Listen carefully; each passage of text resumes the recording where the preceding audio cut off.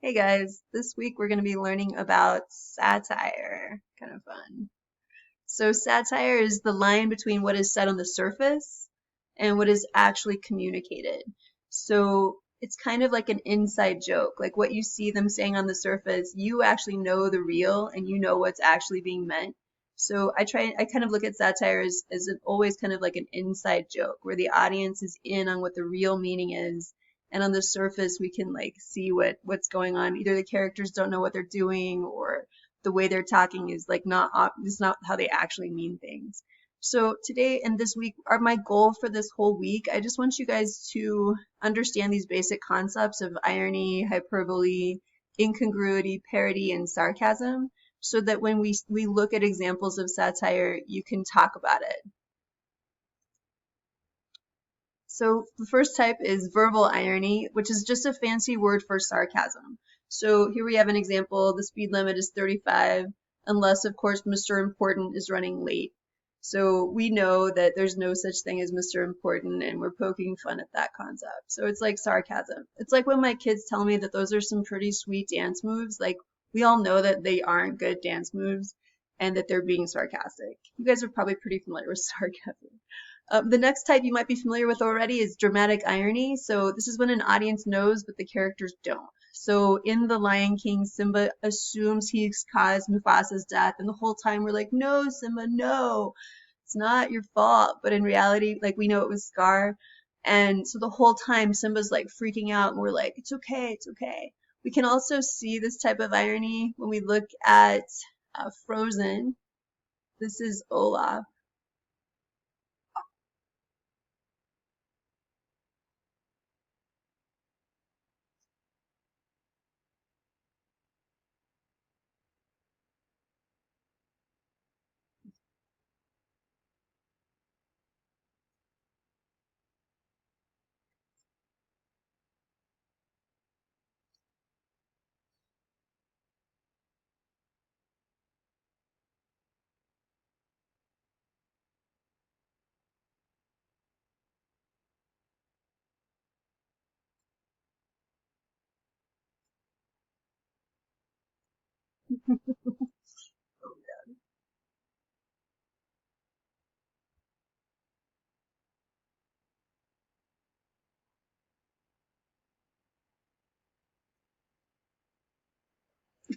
So here we have a good example of dramatic irony. We know that Olaf would not make it very long in summer. The whole time he's like dreaming about how awesome it's going to be.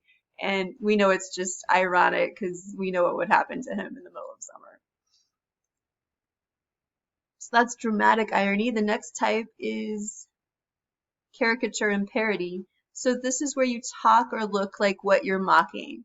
So you'll see characters who are performing satire will basically mock the people that they're making fun of. So you're talking like them and you're exaggerating the way that they talk and like exaggerating the stupidity or the absurdity of them so that you can, poke fun at the situation. So caricature and parody are pretty common forms. You'll see it happen a lot on like SNL, and you'll see it happen just in general with satire.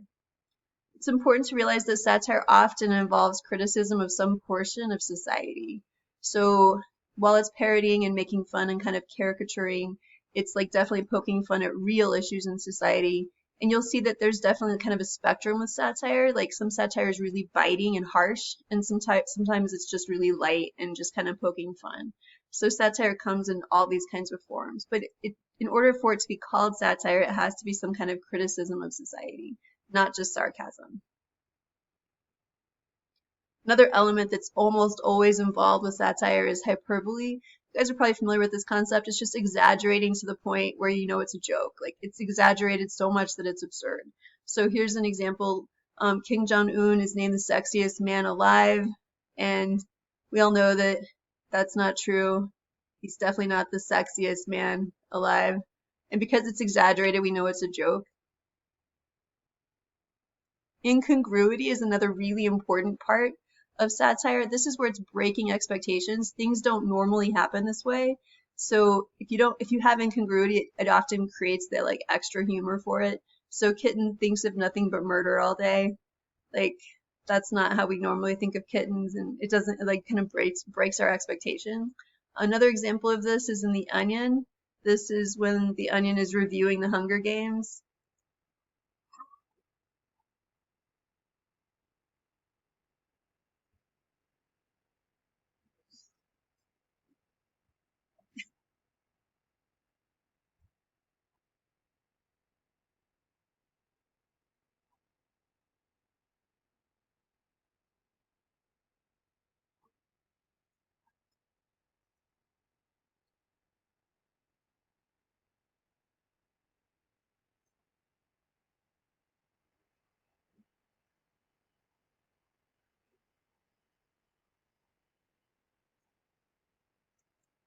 So obviously, this is not how a typical, over, kind of older man would talk. He's talking like a 13-year-old girl or a 12-year-old girl, just focusing on like the way he's talking about how the actors aren't even that hot and like just the caricature of the younger sort of kind of immature, superficial kind of junior high kind of girl. So he's kind of poking fun at that by becoming it, and the incongruity is pretty obvious, right? Like he wouldn't normally talk like that. And that's what makes it more funny, just the fact that it's this guy talking. So that's incongruity, where it's just breaking expectations. Things don't normally go together like that, and it just adds a little extra humor to it. Another example of incongruity can be found on these headlines. You have Johnson and Johnson introduces nothing but tears shampoo to toughen up newborns. So like that's definitely incongruity, right? Like that's not how Johnson and Johnson normally would, do their thing. And the fact that it's the exact opposite of what they're supposed to do just makes it more funny. Okay, good. So those are the sort of concepts for today. I just need you guys to kind of understand those concepts because the rest of the week we're going to be looking at examples and identifying, okay, what part of society is being criticized or mocked, and then identify, specific quotes or examples that stand out to you as satire and identify, is it sarcasm? Are they doing parody? Is it exaggeration, caricature, or incongruity? The one we haven't really talked too much about is ambiguity. And ambiguity, how did I miss that? Here it is. Ambiguity can be seen, basically it's just when you have one thing meaning two different ways. So like you could mean it one way or you can mean it another way.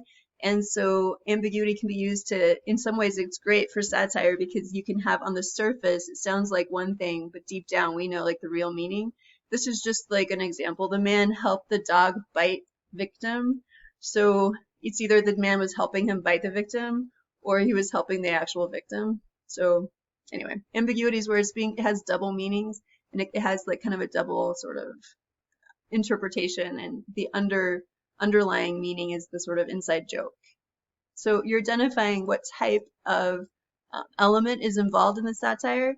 And so there's 4 examples for tomorrow, and then on Wednesday there's another 3 examples for Wednesday, just answering, kind of reflecting and being able to analyze the satire involved. So by the end of this week, we should fully understand like kind of examples of satire and the elements of it and how it works. Okay, good. Have fun, you guys. This is a pretty light week. There's no homework for Friday, so this is meant to be kind of a lighter week for you guys. You'll have fun.